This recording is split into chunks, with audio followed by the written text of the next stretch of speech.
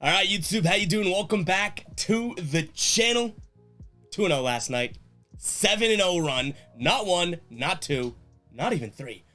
4 nights in a row where we have not lost. We have not taken an L in 4 straight nights. Who knows how long that is going to keep going here, but I'm very excited to jump into this large Saturday NBA slate, guys. As always, we're going to go through each and every game. I'll give you my lean. We'll talk about the game, but my final plays, what I actually am going to be rolling with myself, will be in the pinned comments, so make sure to check that out, guys. Again, we go through leans, the totals, we'll talk about the game. I love talking basketball. I love talking each and every game. But what I'm actually going to be rolling with, if you want to jump on board and ride, or if you want to fade me, those will be in the pinned comment updated throughout the day. I say that at the beginning of every video, and somehow it still is confusing for some people. But yeah, guys, 7-0 run right now. We are red hot. We'll see if we can carry that into the weekend. I'm liking some of the spots here tonight, and we're starting it off with Philly hosting Denver here. Denver 3.5-point favorites in this one. Total is 231.5. Before you even look into any numbers or anything like that, we look at the injury report of this game, and it is jam-packed with a lot of key players. Starting off with Philly, Joel Embiid is questionable here in this game. And then on the Denver side of things, Jokic, Jamal Murray, Bruce Brown, and Michael Porter Jr. also all questionable. Before we go in, and actually Kentavious Caldwell-Pope is on the injury report as well. Before we go in and give a lean here, I'm just going to assume everyone is healthy. If we have some late injuries or anything like that, we probably kick this game away and don't roll with it. But if everyone's healthy, I'm going to actually lean Philly here, minus the 3.5 points. I think that they are, struggling at home as of late, but this is a get-right spot for them. So maybe it's a little bit crazy, but we've sounded the cycle alert alarm a bunch recently, and we've been, killing it lately. So I am going to go with Philly in this one. In terms of the total, I do think that this one stays under because, like I said, this is a get-right spot for Philly. 1-3 against the spread in their last 4 games at home. They got to put on for the crowd. This is a pretty good game against a good team. 2 stars playing, MVP candidate type players, Embiid and Jokic going at it here. I think that Philly says, we got to lock in and grind this game out and not run and gun or anything like that. So I do think that this game goes under, and I'm going to stick with Philly and lean there.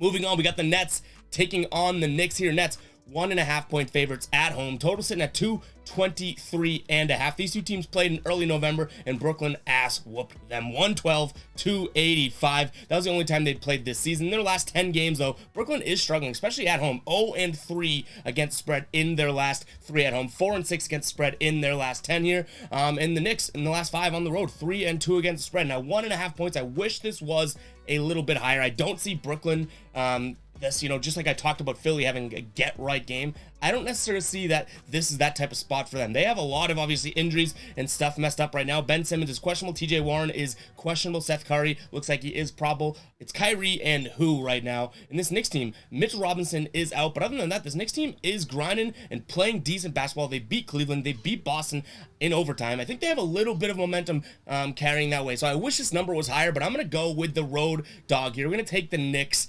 This may or may not be a final play. I'm still kind of on the fence there, but I'm going to go with the Knicks here, plus the points. And then in terms of total, I like the over a lot. I think the over probably is going to be a final play, guys, just as the early indications here. I do really think that we've been cashing Knicks overs as of late, which is crazy, but I think that 223.5 is very, very doable. This Nets defense is not what it used to be. They've let up 130-plus points in the last 2 games against Philly, and you expect that, right? And then Detroit, they let up 130 points to Detroit, losing that game outright. So I think the Knicks can carry their weight, drop 115, 120-ish, and put this one over.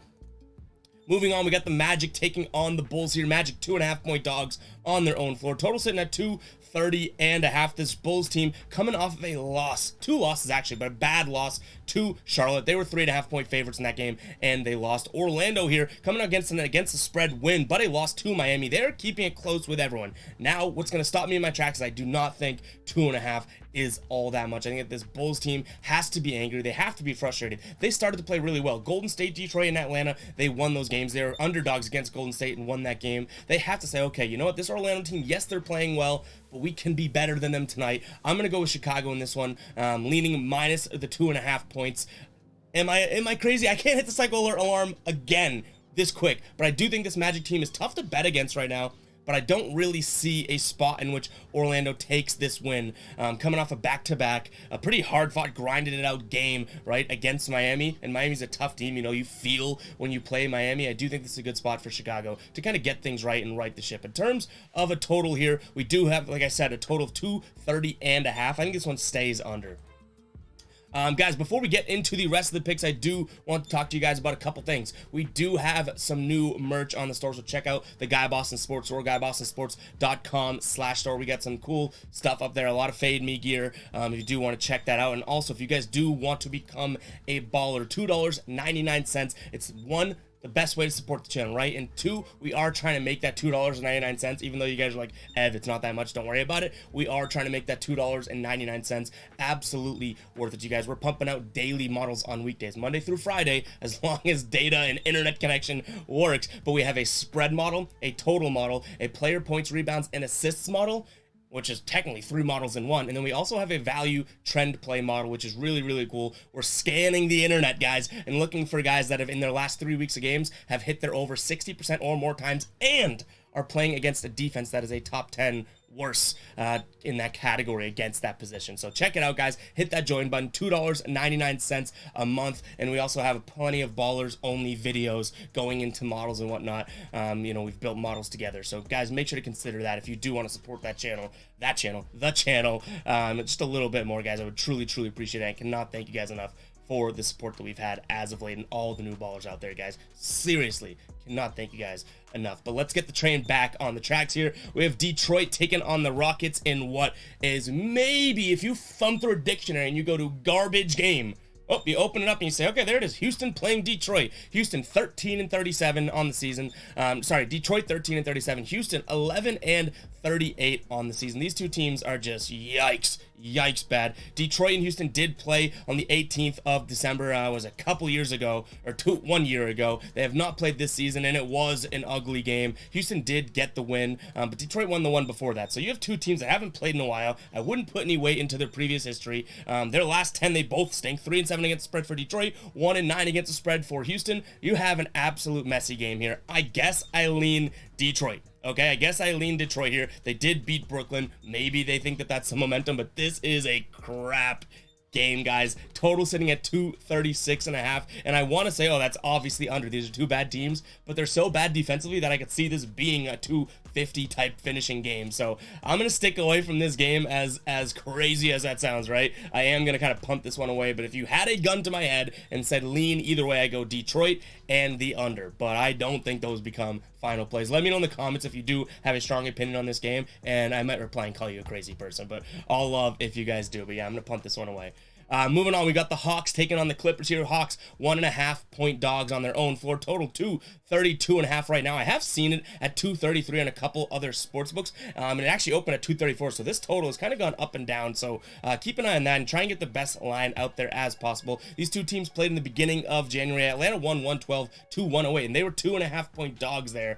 They were the road team, and you know we don't like Atlanta on the road. In their last 10 games, though, they are playing pretty well. 6-4 against the spread, better than the Clippers. 5-5 against the spread, but the over is hit plenty of times for both of these teams. In the 4 of the last 6 games for the Clippers, the over has hit. In 4 or 5 of the last 6 games for Atlanta, the over has hit. So again, if you have a play on this total, try and get the best line out there. 232.5 is the best I've seen, and I really do like the over. In terms of a spread pick, I think that LA comes in here and says, okay, you beat us last time. It was actually a pretty good game. We'll beat you this time. I think these are two teams that actually match up better than people may think. And again, it was 112-108 last time they played. I think that score could honestly, switch at any given moment with a couple extra points scored here. So I'm going to lean Clippers minus the points and the over 232.5. It is a high number, but these two teams at any given moment can play zero defense. Even though the Clippers, and I should say the Hawks too, have plenty of good defensive playmakers on the team. If you look at some of the points scored against the Clippers, 126, 126, 120,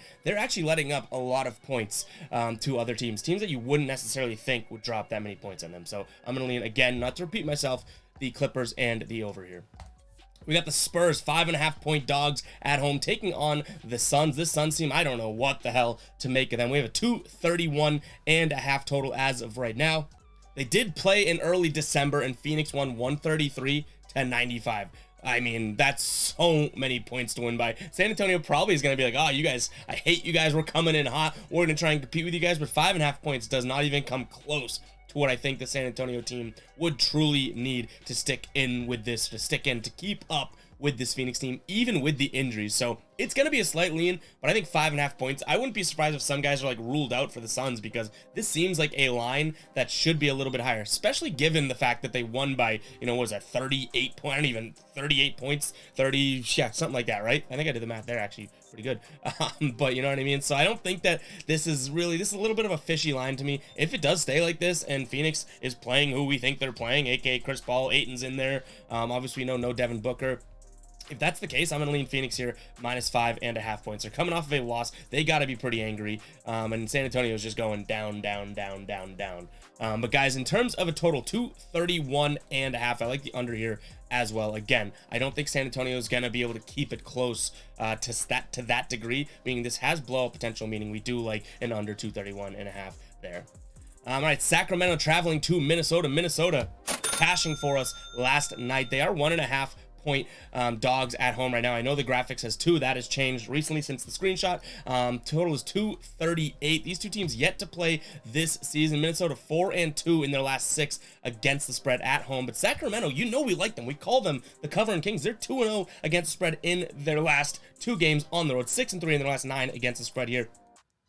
Total is very high, 238. We'll start there. I like this under in this game. 4 of the last 6 games for Minnesota, hey, they've gone under, and 4 of the last 5 for Sacramento have gone under. That's a very high number, because these are two teams that can put up a lot of points and let up a lot of points. But if we look at Minnesota specifically, 111-100 last night. The game before, 111-102. And then for Sacramento, 95-113 last time they played, which is against the Raptors a couple nights back. These are two teams that obviously can put up a bunch of points and not stop anyone else from scoring. But as of late, if you look at the really recent history, it looks like they have some under potential. Minnesota is on the back-to-back. We won last night with them, but in terms of a lean here, I can't show my allegiance to Minnesota any further. I already was crazy enough.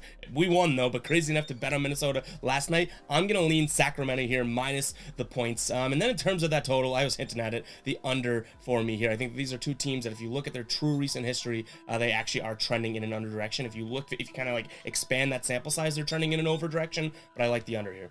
All right, we got New Orleans taking on Washington, which, you know, there's some talent in both these teams, but this is pretty damn close, in my opinion, in my brain, in terms of how much time I'm spending on this game. Close to the Houston versus Detroit game. 4-point spread here, total 230.5. For the injuries here, Kristaps, as we know, is out. Monte Morris is questionable. Brandon Ingram should be back for the Pelicans, if I'm not mistaken. Zion is out here. Again, Washington, you know, is playing well, but I don't think that this is truly, you know, a game that's really worthwhile sinking my teeth into. I could be wrong. You guys know, I literally have a sign that says fade me, and I call myself a dummy all the time. Maybe I'm wrong about this game, but I don't love either side of it. I guess I'm going to lean, I guess I would lean Washington because they're the hotter team right now. What I do mind, or what I don't mind is the under here. I think that, you know, you have guys getting back into the lineup and whatnot, and things could slow down a little bit. So I'm going to lean the under, but I doubt this one becomes a final play, just being completely honest with that. All right, 3 games on the slate here, guys. Before we jump into the rest, I do want to talk to you guys about DG Fantasy over there, guys, and the optimizer. It is an awesome tool. I talked about it in yesterday's video, and I love the messages I'm getting, and you see it all over social media. People are like, this is the best tool. If you guys are on PrizePicks, which if you're not, use that link in the description as well. PrizePicks I use every day, and I absolutely am loving it, guys. This PrizePicks optimizer from DG Fantasy makes PrizePicks actually simple. You can compare all different sports books and their lines, so you know if sports books are on your side, if they believe that is the favorable and most likely outcome, and you can throw those into your PrizePicks slips and just cash like you've seen us over on TikTok. Funny enough, it's on the screen right now. TikTok at Ev Singleton. You can search Ev Guy Boston as well. We've been cashing as of late, guys. We've just been hot overall. But DG Fantasy, check out that link in the bio, guys. $5 off your membership if you do go and use that link. It is an awesome tool. It gives you a % chance to hit based on their algorithms and everything like that too. So make sure to check that out, guys. And we got 3 games, like I said, and we're going into this last part of the video with the Lakers taking on the Celtics. We got a Celtics-Lakers matchup here. Celtics 8.5 point favorites. Total 233. Remember the last time these two teams played? Did it go to overtime, or was that the second to last time? I could be mistaken. But 122-118 was the final. LeBron and AD won off, and Jason Tatum said, okay, bet, I'm going to do it too, and really competed with those guys. Lakers, though, on a pretty good streak here. 10-3-1 in the last 14 games against the spread. The Celtics, though, you know, they got themselves out of their rut. They're on a little bit of a slide. They lost to Orlando, lost to Miami, and then lost to New York. Now, Miami, they did ultimately cover their opening line because they didn't have anyone playing really, but they've lost 5 straight games when it comes to against the spread. They're not looking too great. You know I'm a huge Celtics fan, but I don't think this is a spot where I'm just saying hook, line, sinker, we're taking them tonight. So I'm probably sticking away from either side of this game. What I do like is the under, and we've cashed this multiple times this season. When the Celtics are struggling, what do? They say, okay, we can score a bunch of points, we can get buckets, I get it, but let's lock in defensively and let's make it hard for the other team. Now, obviously, no Marcus Smart. That is a pretty big miss to them. AD and LeBron look like they're good to go here. So, you know, when I say defensive, that identity starts with Marcus Smart. He's not in. He's out for a while, like 1 to 2 weeks or something like that. So it is going to be tough, but I do think the Celtics have to lock it in, and, you know, the Lakers will follow suit as well. If it becomes defensive, you bet AD and LeBron are going to grind it out with them. So I like the under in this game. In terms of a side, I really don't have a side. If you don't know by now, guys, I don't bet against the Celtics. I've gotten ragged on in the comments for years. So if you're a new viewer and you're like, oh, you're biased, welcome to the party. I'll tell you if I'm being biased or not. This is just one where I truly think that, you know, I don't bet against the Celtics, and I don't like the other side of it either, so I'm sticking away from the side.